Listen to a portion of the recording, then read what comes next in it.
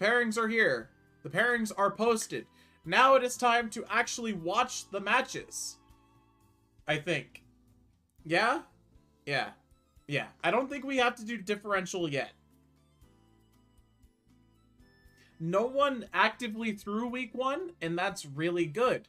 Because if people threw, I would have had to implement differential, and then it would have actually been a lot more work for me to do this week. So I'm glad that we didn't have to do this. So let's watch the matches in order, shall we? Or at least in the order that they are posted. So, it looks like the first match happened between Juvenile and Plasma. So, we will watch that. Okay. So, here we have game 1. We have multiple ice types. And we also have Nidoking, Eldegoss, and Banette. Versus a Typhlosion. So, immediately before this match starts, 0 of these Pokemon survive Specs Explosion, or Eruption.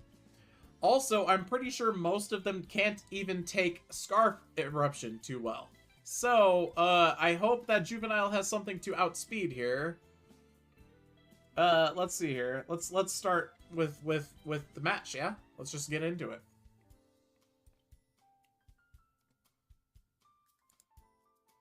Okay, so Eruption button, big surprise. Eruption one-shots the Nidoking. Okay. Banette Mega Evolves, uses Thunder Wave. Eruption one-shots the Banette. Thinking emoji. I don't know what you expected. So Eruption is a... Hold on. I would like to point out something that I have seen. DT Eruption. This is done by Plasma in response to Juvenile asking, the fuck is Eruption? Eruption happens to be a fire-type move that is a special attack that has base 150 power that you can't see this because it's behind my head and it's also off-screen. For you guys, at least. It does less power as the user's HP decreases. So, just hit it.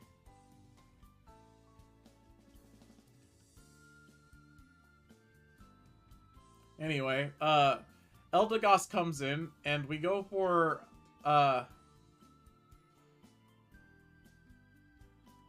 did we switch here? Why did we switch on the Snover? Were we scared of hail? I don't think that was necessary. Either way, here we are. We continue. Sleep Powder puts this thing to sleep. Glastrier comes back. Now in the... Juvenile just attempted to put a second Pokemon to sleep, which is an illegal move. There is something that exists called the Sleep Clause. As you can see, right above my, or right next to my eyes, right here, Sleep Clause. Mod, it's behind my head. Limit one foe put to sleep. And it says that for every player at the start of the battle. So Juvenile had access to see that, and, ignored it, I guess. But it's okay. We get to Rapid Spin, and we also get to die to Icicle Crash, and now the horse is on the Lorse. Snover comes back in to boost the horse's defense, when realistically, you also decided to use Light Screen in front of a physical attacker. You could have probably gone into Arctozolt instead and used Bolt Beak to maybe try and kill that. You use Iron Head instead of Vicious Rend for some also unexplained reason. And now you're just slower than this Porygon. Do you... Oh, so you have Slush Rush. Why are you slower? Because Trace Slush Rush. Strong prep. Honestly. Very smart. Very smart. So now this thing will always be faster than you, and you are being defeated by this Porygon. And this is a 6-0. There is no other way to put this. This is just a 6-0. The Spicy Tech confused Cupid. It took me a split second to realize what was going on. Anyway, yeah, this is a 6-0. Unfortunate start for Juvenile, I've got to say. Having multiple Pokemon and no fire... Having multiple Pokemon weak to fire and no fire resists is really bad against Typhlosion with Eruption. That is, you know, not the best, I've got to say. And Plasma did a fantastic job of simply just finishing that up. Is Tri-Attack a normal type move? Yes. Alright, let's see if Juvenile can clean it up in Game 2 at all. So now we have Eruption lead again versus Cobalion. Cobalion is faster, uses Stone Edge. Cobalion doesn't have much special defense, so even after taking all of that damage off of this thing, Eruption still does 73%, which is a lot. I thought ground resists fire. No. No, it doesn't. So Valley Ground comes in, the wild card. We go for Stone Edge again, trying to get our kill on Typhlosion. It doesn't quite work. Luckily, we have an Eldegoss to come in on this guy. Parting Shot is okay, I think. I would have preferred Q-Turn in this situation. We go for Stun Spore and miss because Juvenile really likes to paralyze Pokemon. Incineroar is going to come in. Flamethrower, that does nothing. Incineroar is going to actually roar, and then hard switch out of this, predicting Earthquake, which was correct, and then you go into Ludicolo and use Giga Drain on a Steel type.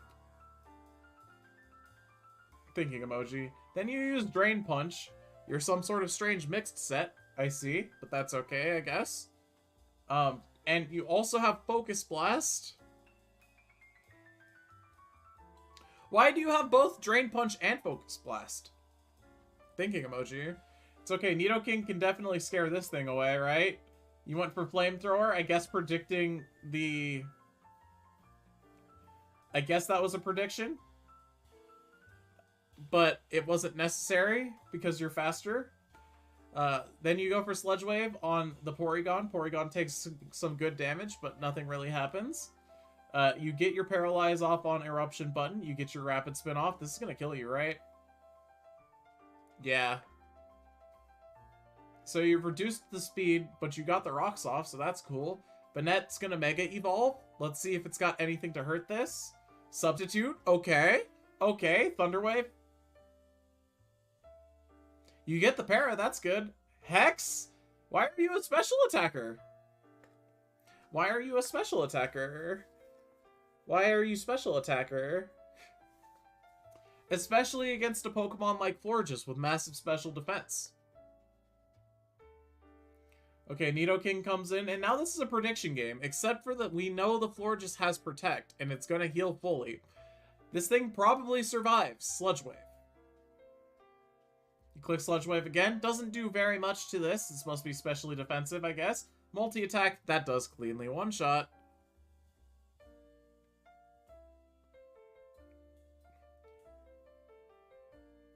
Parting Shot on this. Flare Blitz actually does way more than I thought it would.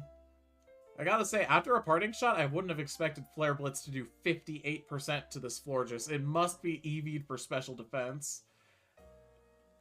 Another Flare Blitz gives this thing Flash Fire. Uh-oh. Uh-oh. And you just sacked your Pokemon that's faster than it. And you just used Thunder Wave again.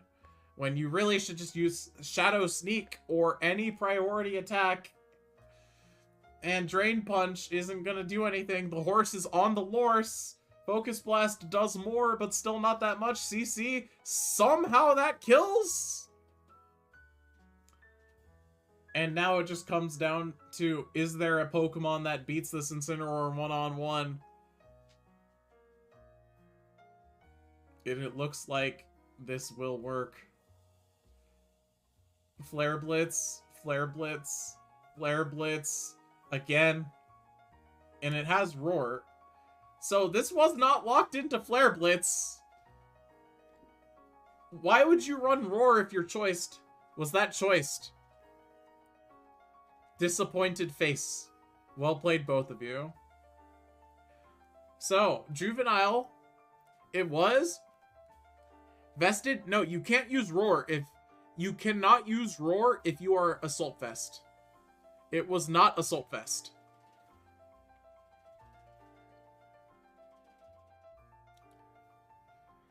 I have no idea what item was on the Incineroar. It was Choice Band. Choice Band Roar Incineroar. By the way, feel free to come by today if you want. We'll be kicking it all day gaming again. Draftly looking good. Thank you. I might stop by. I probably can't stay nearly as late because I got work in the morning, but you know, possible. If it was Choice Band, you could tell by the damage on Florges. True. Why are you Choice Band Roar? Thinking emoji. Either way, and the league is off to a roaring start, with Plasma getting a double 6-0, which is not something that you usually see. Luckily, Juvenile has an easier opponent this week in Kiwi, and we will see how Juvenile is going to do in that. Next up, we have Antkiller versus Fabled. Alright, so this is game 2. This is game 1. So as you can see, Fabled brought the same team. Both of them brought the exact same team twice in a row, it looks like. Which is not necessary, but they have done that exact thing. So let's see how this goes. We have a very fire-based offensive Sun team versus a Tyrantrum that probably has a Choice Scarf and the move Head Smash. So immediately I am seeing 1 Rock Resistance, 4 Pokemon weak to Rock, and a Fido.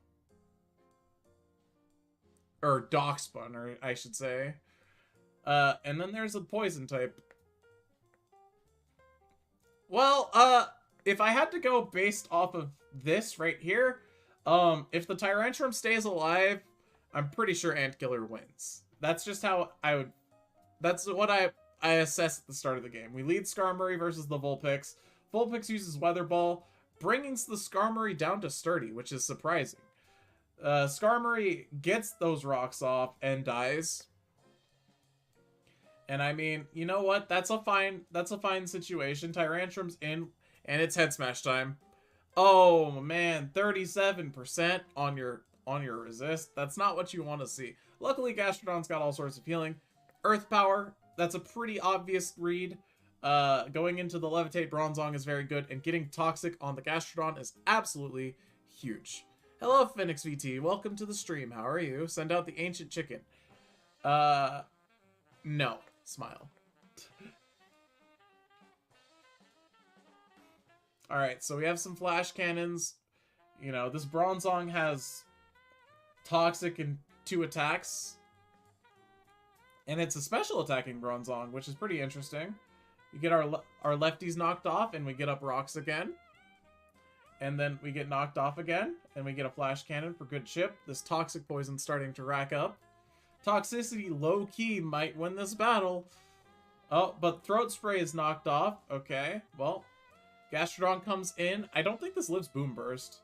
Oh, it does. That's crazy. And then you get the kill with Earth Power. That's pretty huge. There is a problem, however, in the back.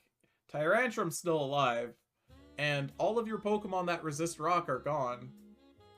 Vulpix comes back in to reset the sun. Shadow Claw crit. I doubt that mattered. Darmanitan comes in, takes a bunch of damage. Flare Blitz breaks the disguise. This is gonna kill you back with Shadow Claw. Or Let's Snuggle Forever. I guess that's also an acceptable move. Wait, that didn't kill, because it's a fairy move. And fire resists fairy. I think Shadow Claw would have actually been more damage, I'm just saying. But Ditto comes in, and it becomes him. When the imposter is sus. And now Ditto is locked into Earthquake. And Ditto is going to Earthquake again, but luckily Darkspun is not very good against Darmanitan. And it's going to Earthquake. Play rough. Are we going to get the attack drop? Nope. Are we just sacking the Ditto? Is that what's going on here? Are we sacking the Ditto? Earthquake? Are we sacking the Ditto? Body Press. Okay, it looks like we're going to sack the Ditto. Amogus. Yes, Amogus. Oh, no, we're going to go into Mimikyu. on body press. Okay, very good. Sword stance. Is this gonna be... Okay, body press, rest, wish protect, player of body press. Interesting set. It's not bad. Why are we using drain punch on a fairy? Questionable. I can't say that I agree with that choice, but hey, you know what? At this point, Tyrantrum can come in and just click head smash. But instead, we're gonna become him. And that crit does actually nothing, but we get the attack drop.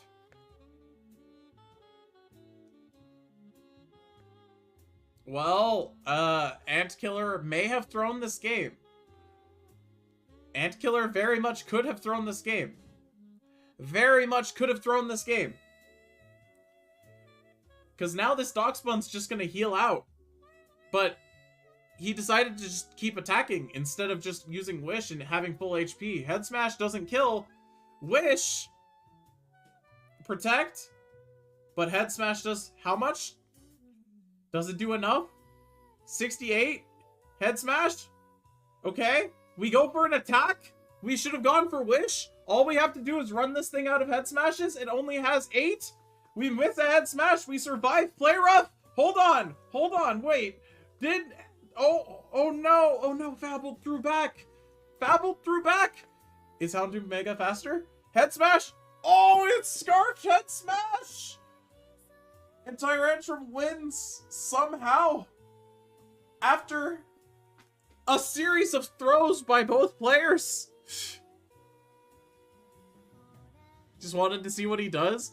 Well, you know that it has Wish Protect, and you know that your moves aren't gonna kill it, so he's just gonna heal. That was definitely a throw going into Ditto by you. I'm not gonna sugarcoat it. That was a throw, but luckily Fabble threw back. And game 1 goes to Antkiller. After a roller coaster of emotions. Okay, but what about game 2? We have the same teams. Will it be played differently? Well, let's find out. Okay, we have different leads. Skarmory comes in against Mandibuzz. Mandibuzz goes for U-turn instantly, breaking the Sturdy. Skarmory gets up the rocks, but this time it's at 99%. Heals with leftovers. Weather Ball drops us to Sturdy. We're gonna Whirlwind, bring out the Mandibuzz. Knock off, that kills. Alright. Well, we're down a whole Skarmory, but we forced out the Mandibuzz, and we have a read. We have an accurate read. We Boom Burst on the switch to Gastrodon. But after the Throat Spray, we should have Boom Bursted again, probably. And Gastro gets up rocks, and we lose our Throat Spray, but Trick Room is now set, meaning the Pokemon that are slower will do more damage. And after that nasty plot, Houndoom is gonna just take 1,000,000 damage. This Bronzong is going crazy with the Trick Room Gyro Balls right now. It's going insane. Look at it. Look at it. It's gonna get another KO here. It didn't get another KO, but it almost did. And it's gonna get the room back up. And we're gonna switch for some reason. I mean, it was a good switch. But now our Toxtricity doesn't have Throat Spray. But 2 Boom Bursts will kill. But we went for Sludge Wave. We should have gone for Boom Burst. It's the best move. Boom Burst, best move. Let's go. Luckily, the Gastrodon overpredicts and goes for Surf instead of just clicking a ground move. And now it's just going to recover.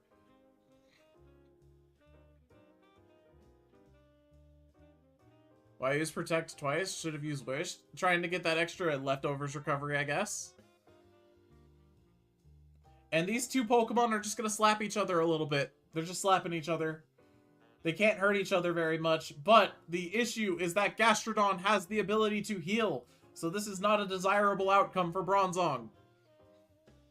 Are we trying to get a special defense drop? Probably. Or are we just sacking Bronzong? It's hard to say. I feel like Bronzong is actually quite good here for you, though. Especially after seeing how much that Gyro Ball and Trick Room. Trick Room is super good here for you. And we let Bronzong get nice and low, and then we switch it for later, I guess. It's okay, though. Mimikyu's in. It's setting up its own Trick Room. Is it going to Swords Dance next? Is it? No, it's just going to let off the Z move. They're snuggling. And that kills the Gastro. I've got to say, I didn't expect that to kill. I thought that wouldn't have done enough.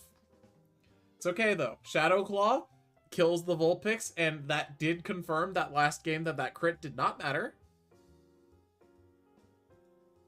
My phone's dying. Cringe.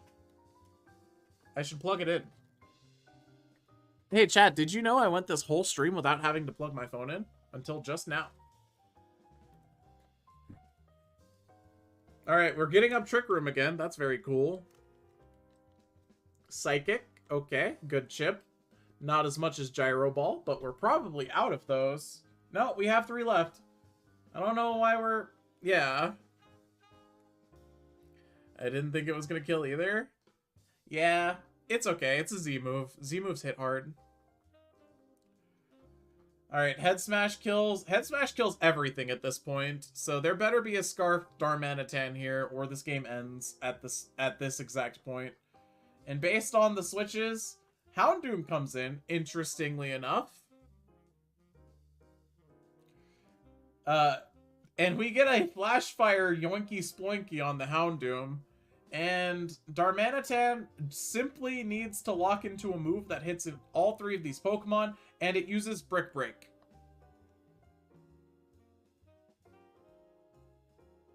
That does not hit Mimikyu.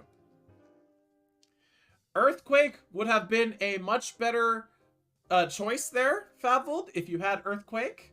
It was super effective on all of the Pokemon, or except for the Mimikyu, and the Mimikyu would have probably died to Earthquake. So that was still winnable even at the end there with the Darmanitan. You just simply needed to use Earthquake instead of Brick Break there.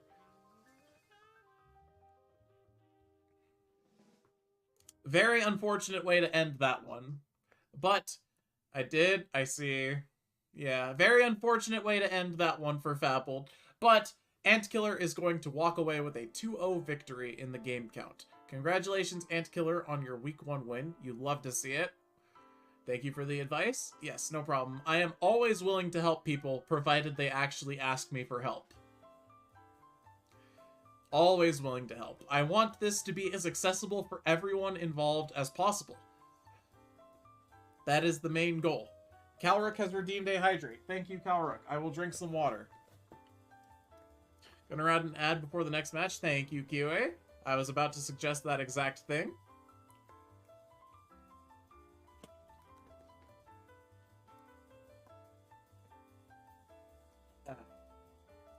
Any other advice you think for these? This is my first draft/series play. So you really should, after you get familiar with what your own Pokemon do, priority 1 is looking at your opponent's team and figuring out what your Pokemon have that are best against your opponent's team. Did I miss my match? No, you did not, Timberwolfie. You have not missed your match.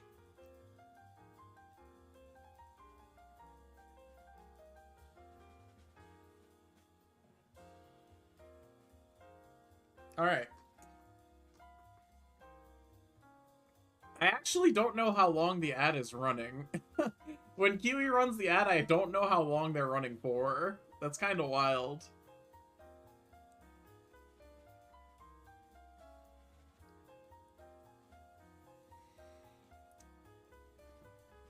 Oh, right. I should be putting the replay links into the actual doc.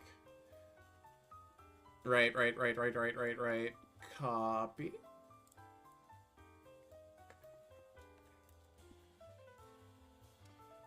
This was Juvenile versus Plasma, which is this match. We're gonna go ahead and just leave it like that, maybe? Why is it like that? No, you know what? I don't like how that looks. Let me try copying and pasting it this way. That's better. Much better, actually. I love that. Very cool. Alright, now we can go copy this. This is the Antkiller match.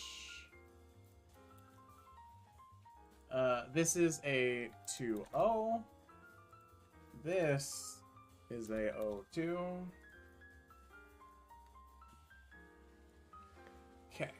Next up, we have Timba versus whoever Timba played against. Crystal Wolf. Alright, so we will open these up. Ad's done. Thank you, Kiwi. I don't think I did the worst, though. I definitely could have played it better, and I think I learned a lot. Yes, exactly. And it's only week 1. You guys have 13 weeks of this to turn things around. And there's also the comeback mechanic for when you lose, where you get extra points to use in the future.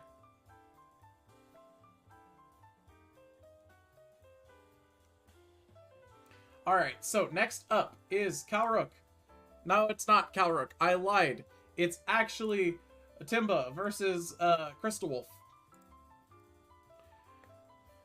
Alright, I believe that this one is game 1. So let's see here. We have Crystal Wolf's team, which is interesting.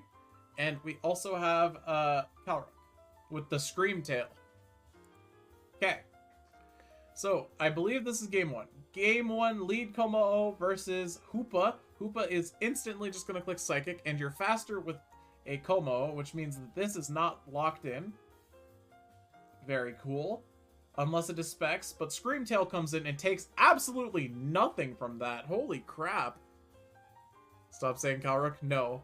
Calrook is going to use the Screamtail and get Stealth Rocked. Miss Magus comes in to scare out that, I guess, but it was a double read. So, we're faster, and it is Sash with the Magician, and it's gonna do the yoink, but it's not gonna do the yoink because it couldn't do the yoink. And we're gonna get a Shadow Ball off on Pommet.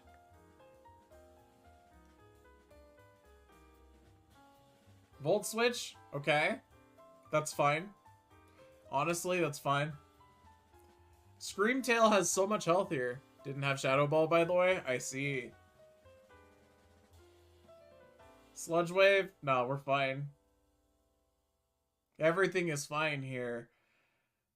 Oh, but we go in Polion on the predicted second Sludge Wave and we eat 1,000,000 damage from Earth Power. But the second one doesn't kill. Does Scald kill back? No, it doesn't. And we don't get the burn. Is this the funny Pommet set I've heard about?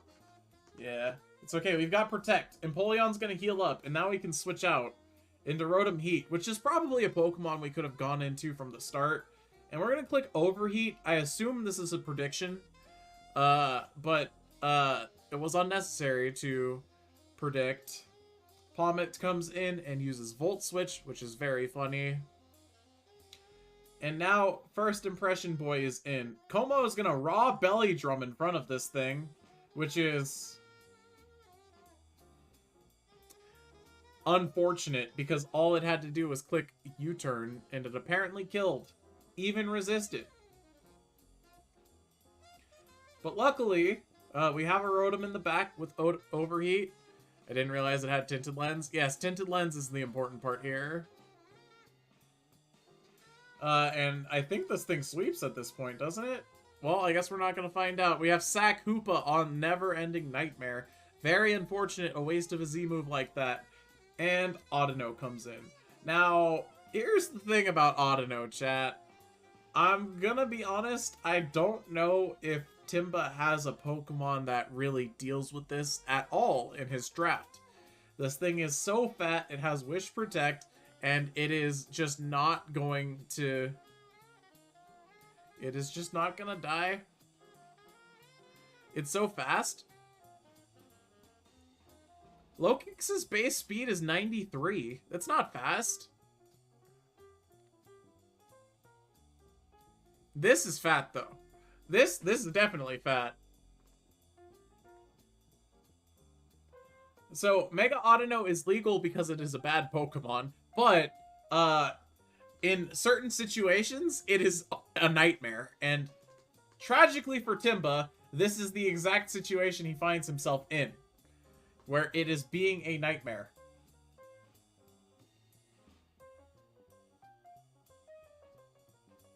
And at this point, like, unless it's, like, toxic, but we know it's not toxic because it's its AV regenerator. And unless this thing is toxic, it's not going to kill. Sludge Bomb does nothing. And we get toxic, and we're going to just lose. We are going to lose here to this Audino.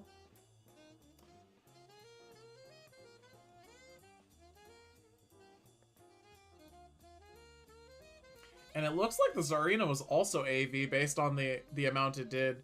Add Heal Bell? Yeah. So even if Toxic was there for Timba, it would be over. Toxic's like your only chance at that point. So very unfortunate. Timba is defeated game 1. No Pokemon to deal with the Audino, really. Let's see if Timba has something game 2 for the Audino. The Audino is a huge threat, as we have seen. Its normal fairy typing is very good against Timba's main offense, which is Como. It is also good against the Z-move user, but there's an Empoleon here, so maybe, maybe we can do something with that. Alright, so we have the same Focus Sash Hoopa lead as we had last game. We're going to go instantly into Tangrowth. Tangrowth is probably going to use Knockoff on the switch. Yep, in comes Audino, takes nothing, switches out.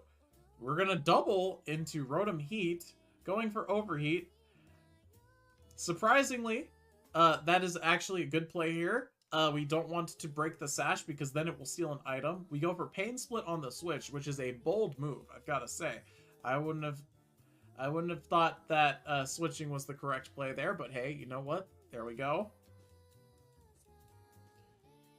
Yes, Crystal running the mascot. Well, Crystal's team is the Golden City Gardevoirs, technically. And I have the Gardevoir, not Crystal. Alright, so Overheat a couple of times. We've dealt with the Hoopa. Very good. Love that. Hoopa is down. Threat eliminated. Low Kicks comes in. U-Turn does 1,000,000 to Empoleon because of Tented Lens. And it's probably banded, to be honest. But we're going to protect, trying to see what this Lido Queen's plan is. He goes for Sludge Wave. Empoleon predicts the Sludge Wave and goes for Defog. And that works out very good for Timba. Do we get the Scald Burn? No Scald Burn here, so now we're going to switch. Tangrowth comes in, gets the AV knocked off. Yeah. Okay. Do we knock off back? Well, we're going to find out. We do knock off back, and the Audino comes in again. And Audino doesn't Mega Evolve, so it takes less from Sludge Bomb. And Gleam kills. Como comes in. We get the Mega Evolution. Iron Head, bonk. No flinch. Stab Dazzling Gleam does Oko. Mismagius, unfortunately, has the Ghost Z move. We do not kill this Audino. And since there is probably not a Flash Cannon on this Empoleon, I'm gonna assume that the game ends fairly shortly after this, as the Audino is just not going to die. We have Sceptile here, not Mega Evolving to not gain the Dragon type for Dazzling Gleam damage. Good choice. And now we Mega Evolve, trying to get the extra damage off. A crit might have killed, I'm not sure.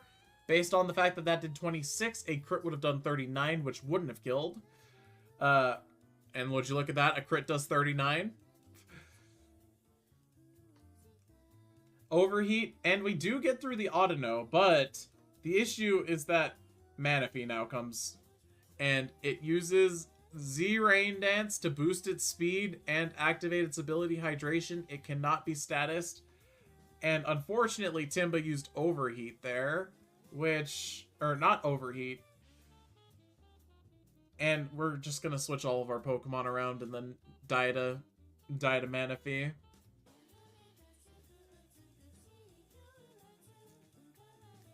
Yeah.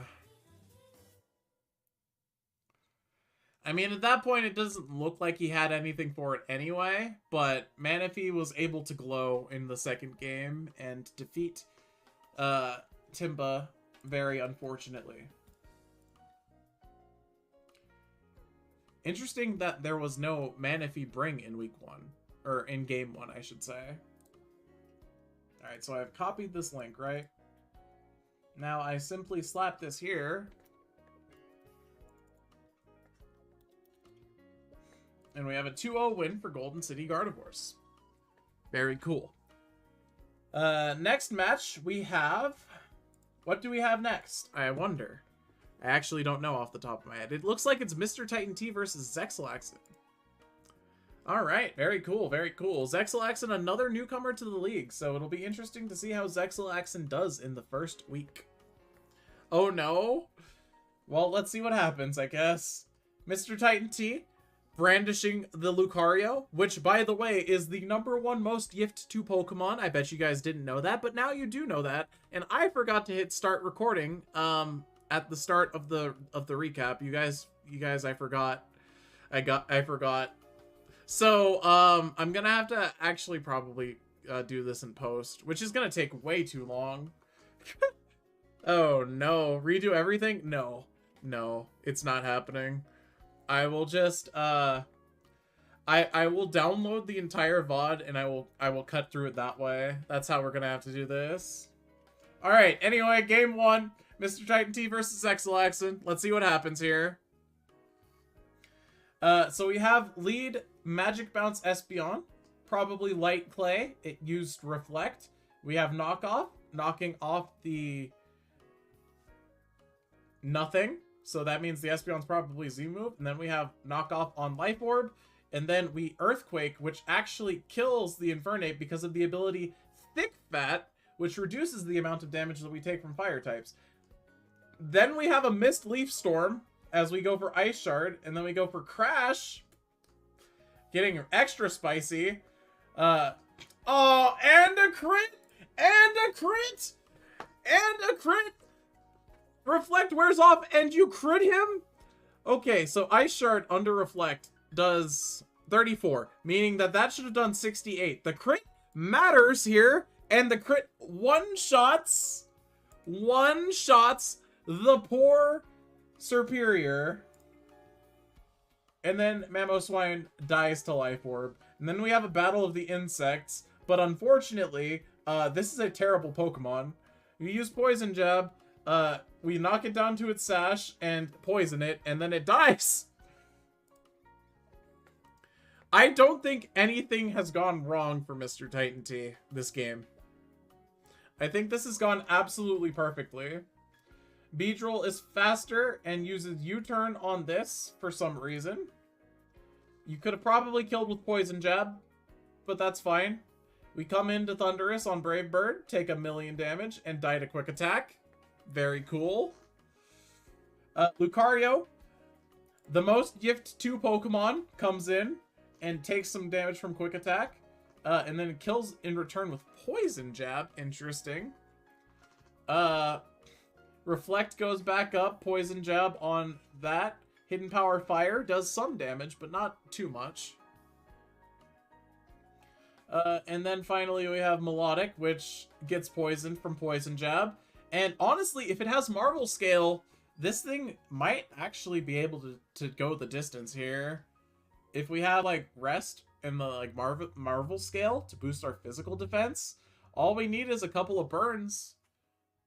And Primarina not to have leftovers. Oh, we have Toxic, though. Okay, hold on. Maybe, just maybe, we can somehow finesse our way into defeating the Primarina if we're Zexal. Shadow Ball, Calm Mind, okay. Well, do we have a healing move? If we did, we would have needed to use it already. Protect isn't going to help here. We're going to just lose 6% more because of leftovers, and then Poison dealing 12, 13 here, and we lose. And Zexal goes down game 1 to Mr. Titan T. I've got to say, you know, respectable performance for game 1, considering how ridiculous the RNG was that game. And, you know, Mr. Titan T is a sleeper for the tournament, that's for sure. Let's see how game 2 goes, and let's see if maybe Zexal can do a little bit better.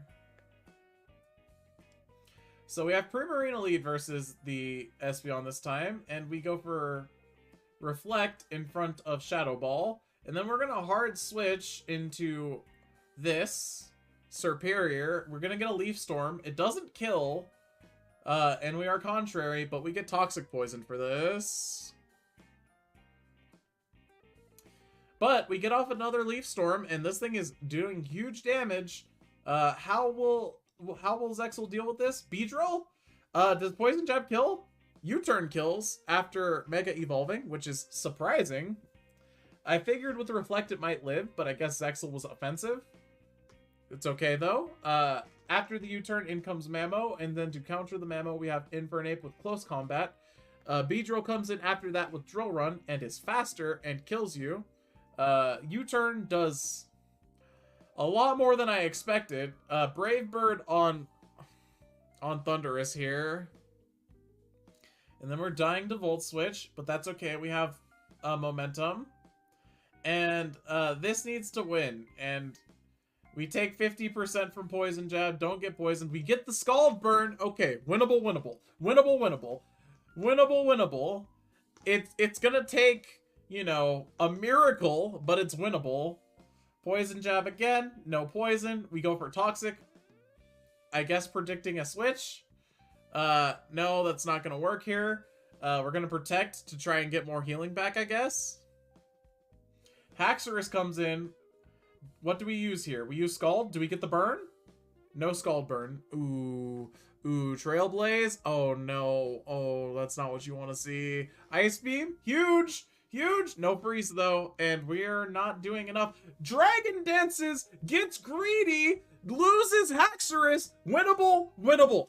Zexal can do this. This is totally winnable. Protect. Okay. This is just going to click an electric move. It's every time it's going to just click an electric move. I feel like we would have wanted to sack the Espeon there.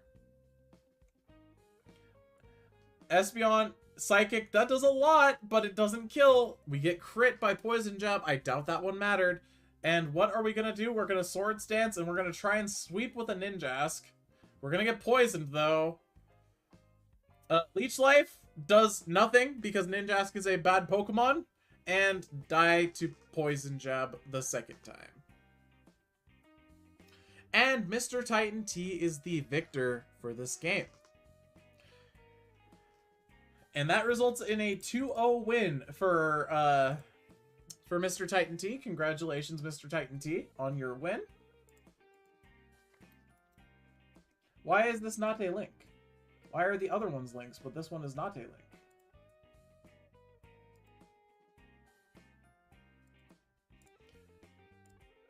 Oh, it's a link now. Okay, that's weird. Alright.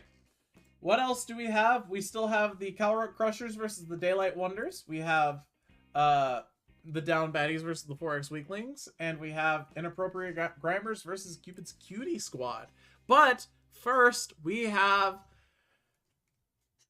the Daylight Wonders versus the Calrock Crushers. Let's see how this goes.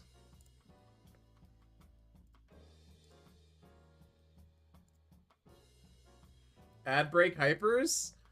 We'll run an ad break maybe after the match. I feel like that's probably the best time. Alright. Music off. Here we go. We have Calrock versus Bento Box. And we lead with Sableye. And we don't Mega Evolve turn 1 for some reason. For some unexplained reason, we do not Mega Evolve on the first turn. And Crystal Wolf has redeemed a posture check. Very cool. We use Knockoff. We get rid of the Choice Band, I'm guessing? Yup. And then we Mega Evolve and die. Very cool. Delibird comes in. And that definitely scares out our boy Thousand Arrows. We click Freeze Dry to get that chip off. Huge chip. Flare Blitz. Easily predicted and switched into Gligar. That did nothing, even with a crit. We get up rocks, and we're not going to sack our Pokemon to Inteleon. We're going to eat an Ice Beam with an Assault Vest Hitmontop, that's for sure. Close Combat does more than I would have thought to Hypno.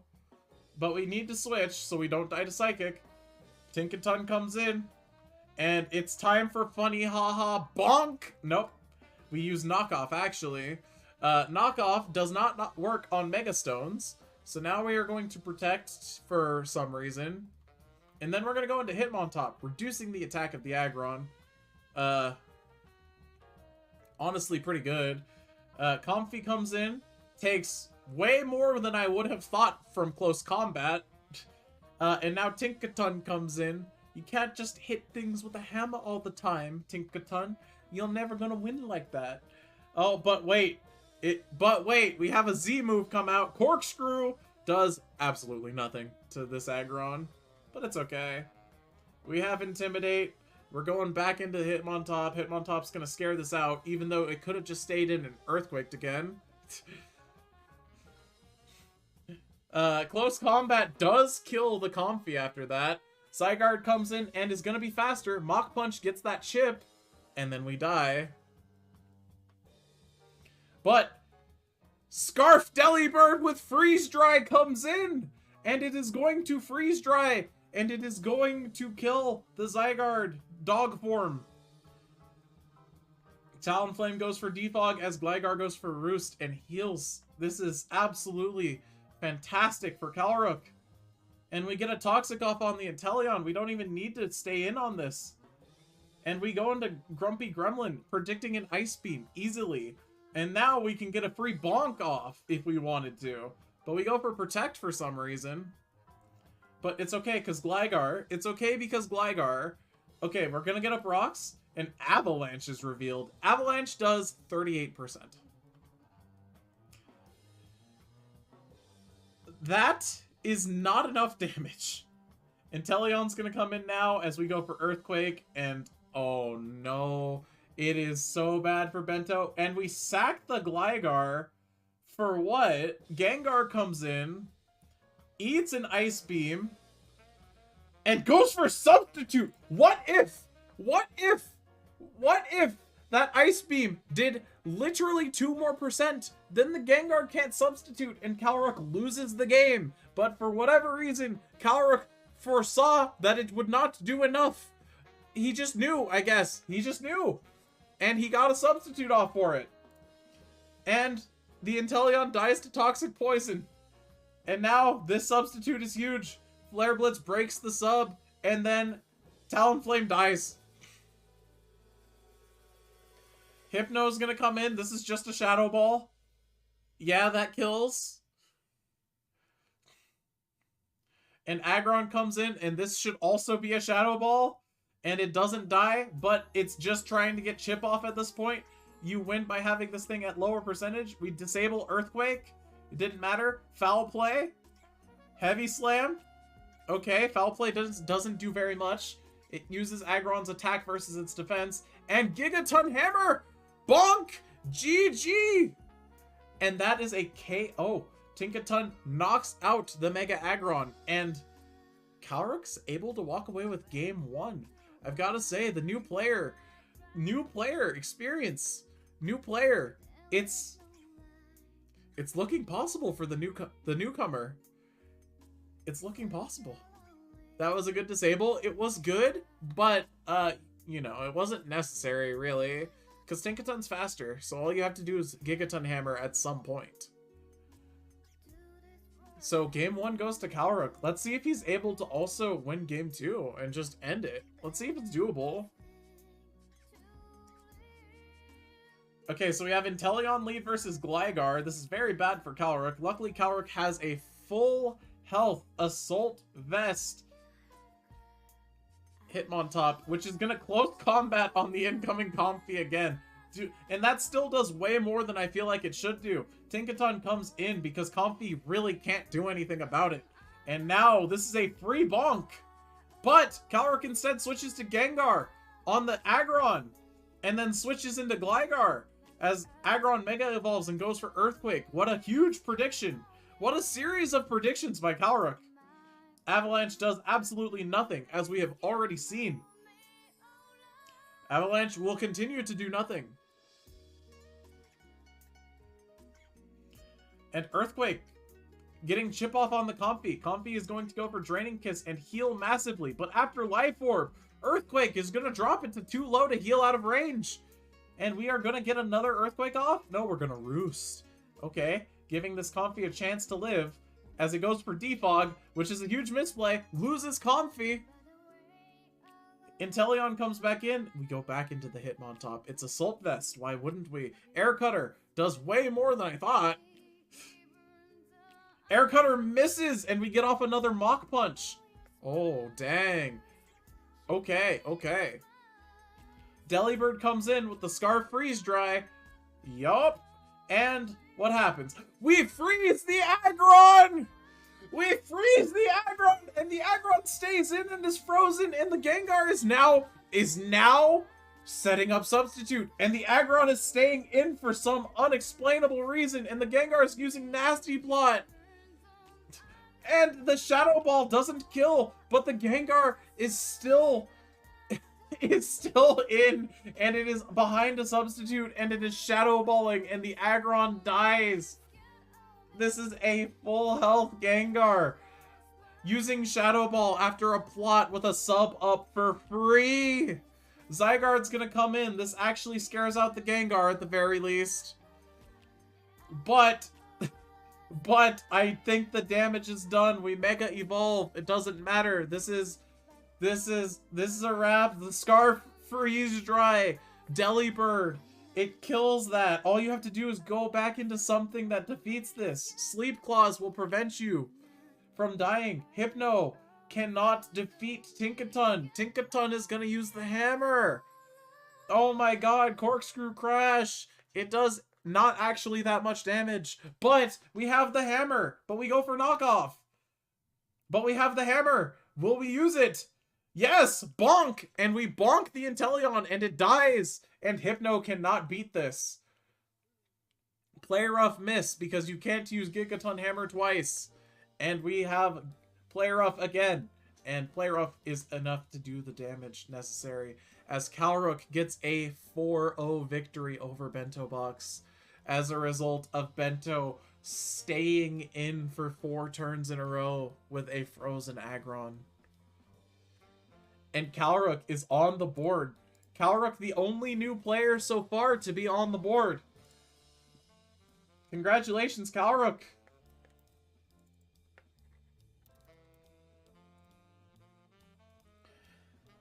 Alright, what match is next? What match is next? Bento's never living this down. Damn, that Aggron was not good. Okay, now ad time? Yes. What match is next? It is my match. Oh, okay. So, chat, for those of you who don't know, Cupid himself decided to step down from the heavens and enter into this tournament himself this time. So, the next match is the one that I played against Kitsune Noble. I think you guys may enjoy this. You know. It should be good. I just don't get frozen enough to know what to do against it. I mean, if you have a Pokemon that can't move, why would you stay in? Why would you let him do the thing? Time for me to pay attention to everything I did wrong? Oh, I mean, you played it pretty well. It's just my prep and my draft and the matchup lined up really well against you.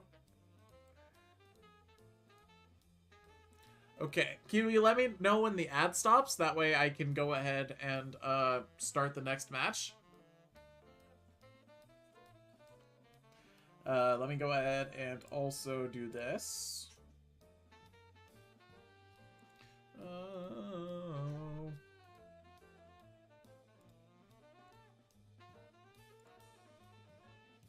Alright, so.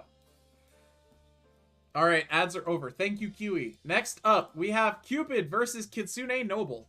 I wonder how this one went. Jokingly, of course. Okay, so. I will explain some of my thought process since I am the one actually playing the match. Because I feel like you guys should know. Alright, so. This match, I lead with Hawlucha against Keldeo. Now, the reason I led Hawlucha is because of the set that I made for this Hawlucha. This Hawlucha has Taunt, it has a White Herb, it has Close Combat, Acrobatics, and Sword Stance. I led the Hawlucha trying to see if the Shuckle would be led. Shuckle was not led, so I decided it's a good idea to keep this Hawlucha, so I'm not going to stay in on what is most likely a Specs Keldeo. So I switch into Vaporeon.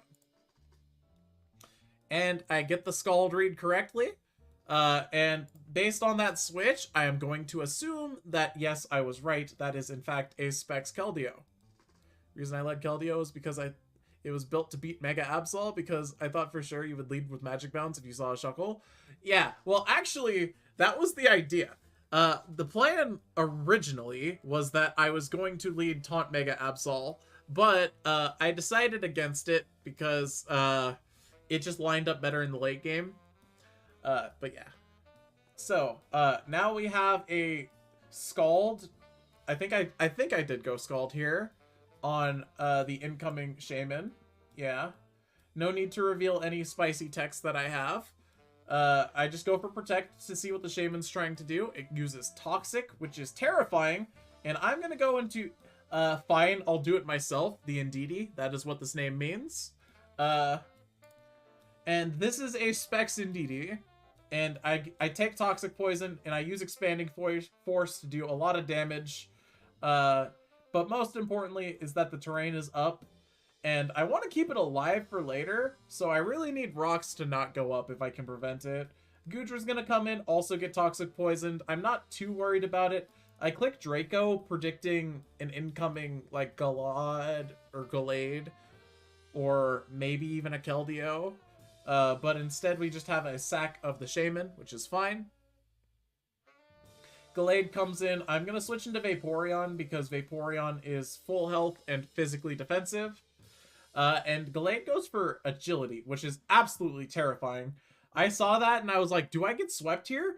I live the Leaf Blade and I get the Scald Burn. So I don't instantly have to struggle. But this burn was really helpful for me. It wasn't entirely necessary because I had a backup plan of going into Indeedee and then into Hawlucha to force this out. Or going into, like, Goodra to get Gooey off, and then going into Scarf Gardevoir. And I also had Sucker Punch Absol as well, which are all pretty good. So, you know, it's not the end of the world without the Scald Burn, but the Scald Burn definitely helps. So now I'm going to Protect, just get some Leftovers recovery, get some Scald Burn chip on there. And then I'm going to go into Goodra, trying to get that speed reduction that I just mentioned. And I do. Not, because it doesn't make contact, but then Sacred Sword happens, and I do get that gooey goo. And also this Goodra is Rocky Helmet, and I reveal Dragon Pulse to get that finish on the KO.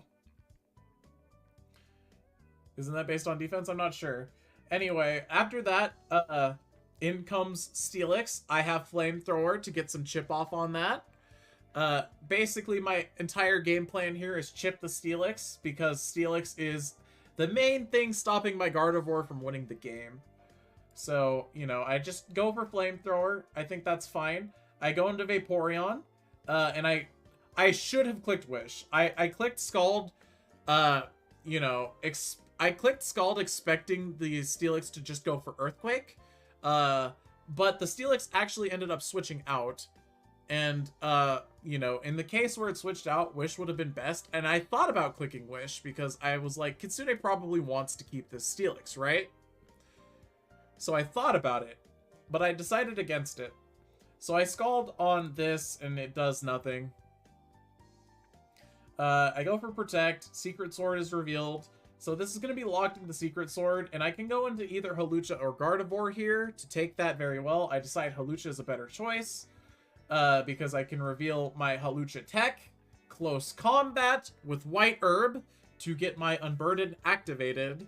And now I am faster, and I am going to Acrobatics the Shuckle. And I did think that the Shuckle would be lead. So, you know, I did still have Taunt, so I was like, I'll click Taunt. And then the Shuckle is Mental Herb, and then it gets off a Toxic, and it puts up Webs. And now I could completely lose this battle here. I could entirely lose this. But now Absol is coming in. And there is nothing Kitsune can do as I Mega Evolve in Swords Dance. And Sucker Punch does a lot, but not enough. I have Flare Up to kill that. And at this point, I recognize, wait, Justified doesn't make you immune to dark, it just makes you gain physical attack from taking dark moves. And I have Sucker Punch. And Steelix comes in, I just try to get an attack off. I go for knockoff because, you know, in case of Dragon Dance or something. It doesn't really matter too much. I just wanted Chip. In comes Vaporeon, which has just enough HP to survive after Stealth Rocks. I go for Protect to get some healing. This could have been a throw if this was Dragon Dance, but after seeing Gyro Ball, I knew that it wasn't.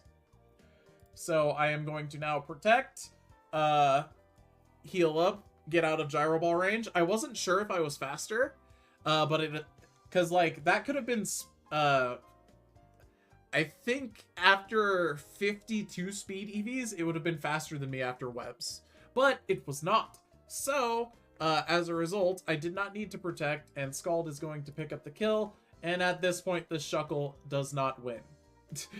And I am able to get game 1. And now it's time for the Clown Fiesta that was game 2.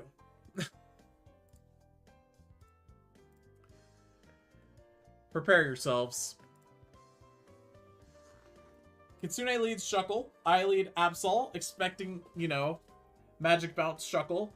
You know, that'd be very good. I go for knockoff, thinking, ah, yes, the Shuckle is walled. So it's gonna switch, and I'm gonna get an item. But no, that's not what happens here. You see, the Shuckle happens to be Infestation with Toxic and Shell Smash and Rest. So the second I see this set, I come to a realization. This Absol was prepped for game 1, and it wasn't a taunt Absol. This Absol is 4 attacks. Are we not going to talk about the Master Ball? The item literally didn't matter. I used knockoff. I mean, like, sure. This was a predicted, predict Absol lead with specifically not taunt, but okay. So, at this point, it did mental damage. Nah, I actually didn't even think anything of it when it happened. But, yeah, you see, you can't do mental damage to someone who is immune to mental damage. You want to know how I'm not...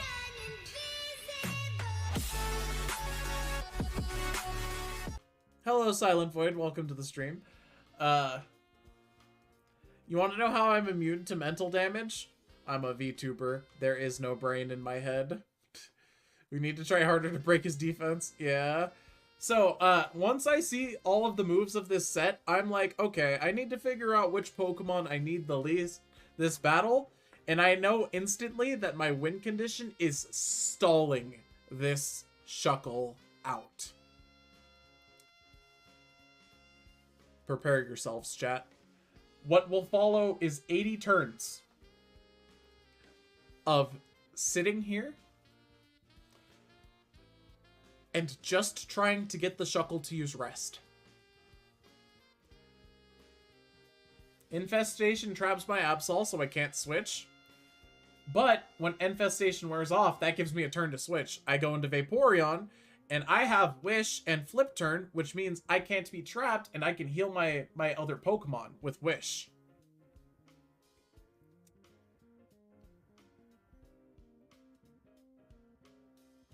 So, you know, a crit there would have killed, by the way, just so you guys know. A crit would have killed. I don't get any crits at crucial moments. I do get crits, but I don't get crits at crucial moments. So it's just going to be a lot of this.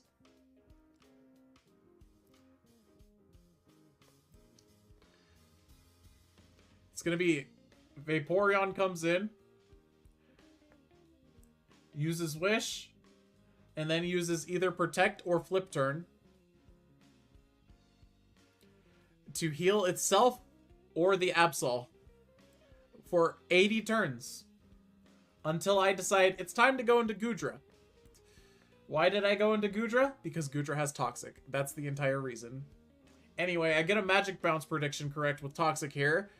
Might want to speed this one up. Yeah, probably. Get a magic bounce prediction with Toxic. Very good. Love to see that. Puts Toxic on this, which means I will have to get rid of... Or another rest will be used. We are down to 5 out of 8. And my win condition to kill this thing is to get through all 8 rests. Genuinely. That is my win condition here.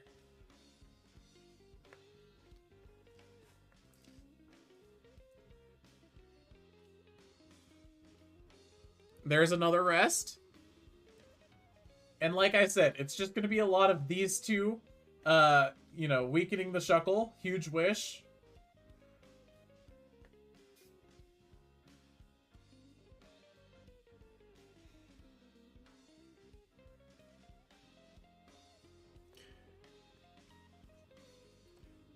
Three rests left. Very exciting. We're turn 40. I get a burn, which is gonna, you know, apply that bonus chip damage, which we are looking for. And at this point, I'm really just clicking knockoff, even though I know the Shuckle has no item. Purely 100% for PP conservation purposes, because I want to keep flamethrowers for the Steelix.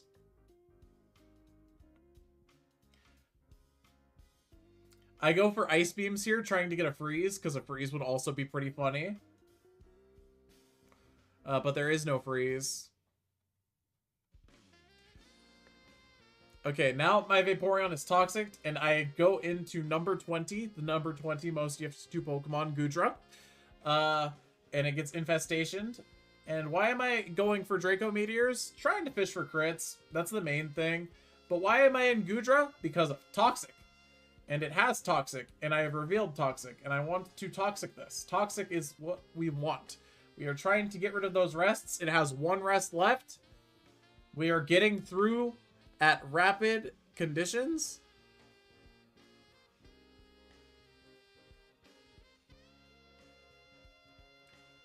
Yeah, I'm still just trying to go for chip. You know, maybe fish for a crit, and force out rests. Draco, no crit. There's the last rest. And at this point, I have gotten this. I am in. I am in. I have let my 2 defensive Pokemon get massively chipped, but I've noticed something very important about this battle. And that is the fact that my answers to Steelix survived.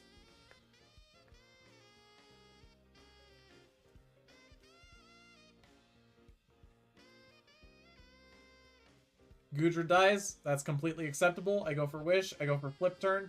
And I have a full health Mega Absol. And Keldeo comes in. I go for Knockoff. I get rid of that item. There is no Scarf here. And now all of my Pokemon are faster. But Play Rough doesn't kill. And honestly, I thought for sure that that Play Rough was one-shotting this Keldeo. But it doesn't. Because I am Special Attack Mega Absol. Special Attack Mega Absol, and as a result, this Keldeo survives the Play Rough. But it's okay, because I have Indeedee in the back with Terrain Extender. This is a bulkier Indeedee, the female one. Terrain Extender, and I go into Gardevoir, and I think for a second. I'm like, is Expanding Force better than Moonblast? Moonblast is better for a predicted switch to Honchkrow, and it's also better versus Steelix. No, it is not, actually. It's worse versus Steelix. So I go for Moonblast, and Keldeo is sacked, and the fact that this Gardevoir is faster should be telling that this is a Scarfed Gardevoir. Draco's ult comes in, and I guess Kitsune missed that it was Scarfed Gardevoir, and that does kill. I'm gonna go into Indeedee because it has Mystical Fire, and, you know, Mystical Fire is very good. You know, Steelix gets up the rocks, gets up Toxic. It literally doesn't matter. Again, my win condition is chipping this thing down. Earthquake. And after that, I'm like, okay, I'm at 14%, and I want Terrain again. Because I only have 2 turns of Terrain left.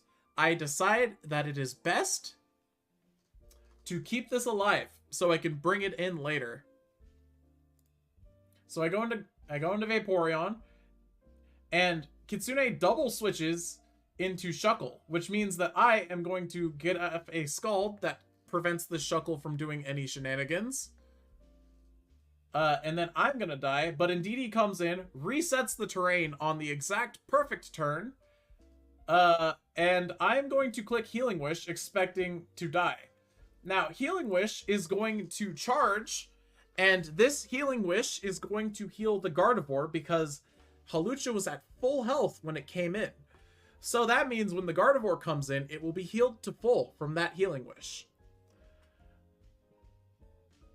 But Hawlucha's going to come in. It's going to trigger its Psychic Seed. This is the standard Hawlucha. I go for Close Combat for some reason, as this thing goes for Sucker Punch. I probably could have Swords Danced, but I was scared of Brave Bird, so I just go for an attack. Because, you know, if I can get an attack off, maybe, just maybe, something is going to work here. And interesting thing to note, Sucker Punch works on Hawlucha because it is immune to ground, which means Psychic Terrain doesn't protect you. So I go Close Combat here. I get off some good chip, but I see Sucker Punch, right? And I see the damage. That's a resisted Sucker Punch. 43% is a lot. So I'm like, okay, that's probably choiced of some variety. So what I'm going to do is I'm going to Swords Dance. Worst case scenario is that it is not choiced, and I have to sweep at this point with Gardevoir using Mystical Fire. But I go for Swords Dance as Sucker Punch is used, and I'm going to just keep clicking Swords Dance, and after the second Swords Dance and seeing the switch on Hawlucha, I recognize that it is in fact choiced. Or at least based on the play, it should have been choiced. And now I'm at ×3 attack, and my Unburden is active. This dies. And at this point, since my Gardevoir comes back at full health, I do not care if this thing goes for Sucker Punch, because it can't kill me with Sucker Punch on my Gardevoir, because Gardevoir would be protected by Psychic Terrain. So I just go for an attack, fully aware of this. And there was no Sucker Punch prediction. And Close Combat is going to clean up the game, and that is a GG. And I am able to defeat Kitsune Noble 2-0. My speed EVs on Keldeo were optimized, so I just assumed full speed guard was faster. Probably not, no. Unless your speed was exactly 285, like, Gardevoir is not faster than you. And then if it's 284, it's a speed tie. Yes, GG Kitsune Noble. I hope you enjoyed the match. There was a lot of thought. You actually made me think quite a bit, so good job. And this is a 2-0 win for the down baddies. And then finally, we have our last match of week 1, which is between the Inappropriate Grimers and Cupid's Cutie Squad. Hawlucha Gaming. Hello, El Tabalis. Welcome to the stream. Yeah, Hawlucha was good. Hawlucha was good for the team. Alright, so, our final match between our lovely moderator, Kiwi, and Wisty, who is a fantastic friend. And I am really happy to have Wisty around for the league. Have we went over trades and free agents or no? I have not. Alright, so let's see how this goes. Wisty, you know, pulled it together at the end of last season. Wisty is seeming like quite the formidable opponent this season. And Kiwi is new to Pokemon, so I hope Kiwi is able to do alright here. So we have Fortress versus Chandelure lead. Excellent lead by Kiwi. Fire Blast, sturdy, okay. What does this use? Stealth Rock. Okay, very cool. Are we going to use Fire Blast again? Yes. Excellent. We have defeated a Pokemon. Now what is Kiwi going to do? Kiwi is going to Fire Blast and also be faster than the Terrakion, meaning we are Choice Scarfed. Now the problem with that, Kiwi, is this is a Rock type, and Rock is super effective against Fire. And it also resists Fire, so you don't want to use Fire Blast there. You could have probably switched into Earthworm, But if you were, you know, scared of a close combat, you could have switched into Sylveon instead. But we have neither, and we lose Chandelure, which is not great. Orthworm comes in, close combat, does way more damage than I thought it would have. And this Terrakion is hit. We get up a layer of spikes. Another thing to learn, Kiwi, you want to go for Stealth Rock first. Stealth Rock is typically better than spikes. And we lose Orthworm in exchange for a layer of spikes. Roserade's going to come in, and unless this is Choice Scarf, this is faster. Z-move shows that it is indeed not Choice Scarf, and we die to Continental Crush. Starmie is going to come in. Yeah, Starmie is faster. And we go for Ice Beam, which is a misplay. Why is Ice Beam a misplay? Because Ice Beam only hits Scyther for super effective, and everything else takes either neutral or weak damage to Scald. So if you had used Scald here, Scald would have done 50% more damage than Ice Beam, and it would have actually killed the Manetric. So you got to look at the Pokemon your opponent has left, and then find out, hey, wait, none of these Pokemon resist water. I should click a water move. Manetric is faster after it Mega Evolves, but it Mega Evolves and goes for Volt Switch into the Ground-type Flygon, Immune. Flygon's faster, which means Choice Scarf Flygon, but unfortunately, Earthquake is not what you're looking for here against a Scyther. So Scyther is going to get off a free, probably Dual Wing Beat, and that just cleanly kills the Skarmory. Or not the Skarmory, the Starmie. And Dual Wing Beat also kills the Sylveon, which leads me to believe that the Sylveon was offensive, which is interesting. Flygon comes back in and uses Earthquake on a flying type, which is immune to Earthquake. And Kiwi is going to be defeated by the Scyther. Alright, let's see if Kiwi is able to make any adaptations. Maybe Kiwi pulled up a type chart between the matches, and maybe Kiwi will be doing a little bit better after that. We will see, we will see.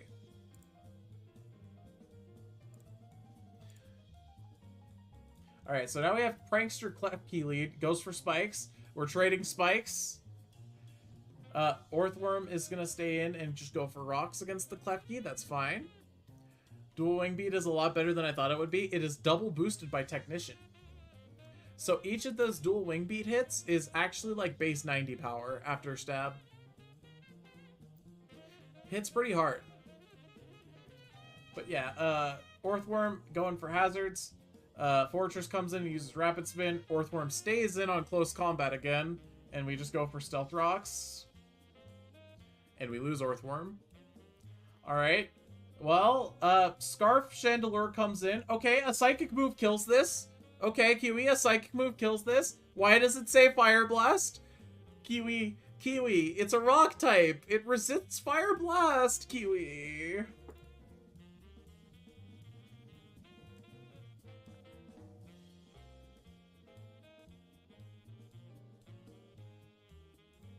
And we lose our Scarf Chandelure for free. But this time Kiwi used Hydro Pump, which properly covers switches. So very good. Very, very good. Alright, Fortress is going to come in and also die to Hydro Pump. Very good. Very good. You love to see that. Crocodile comes in. This has probably got a Choice Scarf. It's Intimidate. Knock off. Yeah. Well, that kills Starmie. And Flygon comes in to Earthquake it and dies to knock off crit. The crit didn't matter. Crocodile hits very hard. That crit did not matter. Roserade's gonna come in. Realistically, Kiwi should have probably gone into Sylveon instantly because of resisting of dark types, being a fairy. That's very good. Earthquake would have been scary, but if you're built for physical defense, then you probably live. But Knockoff is now going to kill this Roserade, and Knockoff is also going to kill this this Sylveon, probably. I mean, we didn't need to sacrifice Roserade, especially considering how little that did. But at this point, all of your teams, you know, it's all dead. Scyther comes in. It takes rocks damage, which means that this is choice banded Scyther. And that's why Scyther has been doing so much damage. I did theorize that it was banded in the first game based on the amount of damage that it did. And it does indeed seem to be choice banded. And Kiwi is defeated by Wisty in week 1. Very unfortunate. Hopefully Kiwi is able to maybe get a better understanding of type matchups. You know, if I were Nimona, I'd be telling Kiwi, oh no, Kiwi, you should switch. You should switch Pokemon. It's not a favorable type matchup. And something like that. But it's okay. It's the first game for Kiwi. Kiwi is brand spanking new to Pokemon, so we can't really expect Kiwi to be a superstar yet. Kiwi, you did fine. You know, it's just, if you were more prepared, you could have done a little bit better. But, you know, I'm not scolding you or anything. I do think you played admirably for your first match, and I think you did okay. It's just helpful advice. Is that Pokemon Showdown? Yes. This is a replay. I am recapping a draft league that I host, Super Soul 9000. Alright, so, this gets put here, and Wisty does get the win 2-0. Now, there's only one more thing for us to cover, and that is all of the trades and stuff that happened between last week and this week. So, knowing full well that my Discord is visible on the screen. Cupid, it's been a while. Yes, it has. Knowing full well that my Discord is on the screen. Hello. We are going to go over the trades and free agents. So, what did we have happen? Well, I didn't cover anything in the grace period, so a lot has happened. So, immediately after the draft, we had 24 hours to make any changes we felt like to our teams that we could legally make. So, let's get straight into it. To start the grace period, Kiwi and I agreed to trade Umbreon for Mega Absol. I originally had Umbreon, and now I have Mega Absol. It became legal for week 1. I then dropped my Mawile for Indeedee, and then I dropped Blaziken, Frostlass, and Lilligant for Hawlucha, Lopunny, and Roselia, entirely changing my draft. And now, you know, now we have this. My draft, as you guys saw, is quite good. After that, Plasma dropped Rotom Heat and Cleffa for Rotom Mow and Typhlosion, improving his team overall because he originally had the 1-point Cleffa on his team. And, you know, I gave some advice during the previous video explaining, you know, a little bit of why you don't really want to do that. Anything after that, you know, Favold dropped Jellicent and picked up Darkspun and Trevenant, which I guess is fine. I was okay with it. I didn't really mind it. However, yeah, like I said, originally Favold had 2 Pokemon that did the same thing, and that's not desirable. So now Favold has Trevenant. Timberwolfie drops Galvantula and Entei for Rotom Heat and Mismagius. Very acceptable trades. Bento drops Alakazam for Circuitry, which is fine. I guess. I feel like Bento should have probably used Circuitry in his match with,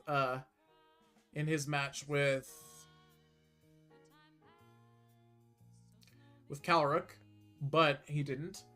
Mr. Titan T tries to drop Lucario and Smeargle for Rotom-Mow and Golem, but Rotom-Mow was already picked up, so that wasn't a legal move, so we were ignoring that. Mr. Titan T then drops Doublade, Houndoom, and Smeargle for Haxorus, Golem, and Rookie D, which is an interesting choice. It is completely acceptable, though. Let's see here. Favold tried to pick up some Pokemon that he couldn't, I guess. So that was deleted. I guess what happened was Favold tried to drop more Pokemon than he picked up, and that's not legal. You can pick up more than you drop, but you cannot drop more than you pick up, because we don't want people to accidentally go under 9 Pokemon. Next, Juvenile drops Mega Glalie for Ludicolo, which is a very necessary change because, you know, originally Juvenile had 6 ice types and a total of 7 Pokemon that were weak to rock, which is not what you want. Fabvolt drops Appleton and Cradily for Registeel and Armaldo. Fabvolt originally had 3 grass types on a Sun team, which is not desirable, and Fabvolt does a little bit better to clean that up. Next, Juvenile gets rid of a trade that already existed that I assume was deleted since, and then drops Jinx and Walrein for Mega Banette and Eldegoss, which are completely acceptable. You know, leaning away from the weakness to rock and ice and fire and fighting and steel, you know, that are brought by having many ice types. Antkiller drops Cryogonal for Phalanx, which is fine. Swampert drops Swampert to pick up Hypno, and then picks up, or drops Oricorio for Surfetched, and then picks up Shiftry with the remainder of the points. Bento actually miscalculated and has like 7 points left as a result of this, and then after losing it is now 12. All right, so the grace period ends, and now these are the trades that happened that don't count for the matches. So these are trades that haven't been inputted yet.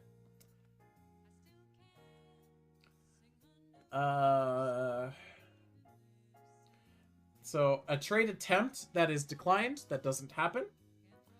Bento drops Shiftry for Sceptile, which changes nothing, really.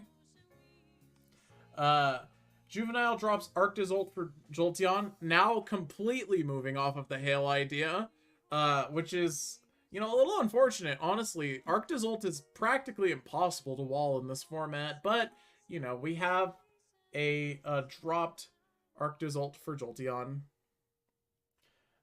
Next, we have Fabvolt trading Aerodactyl, Armaldo, and Trevenant, and this is a free agent move, for Hatchram, Scovillain, and Rotom Frost.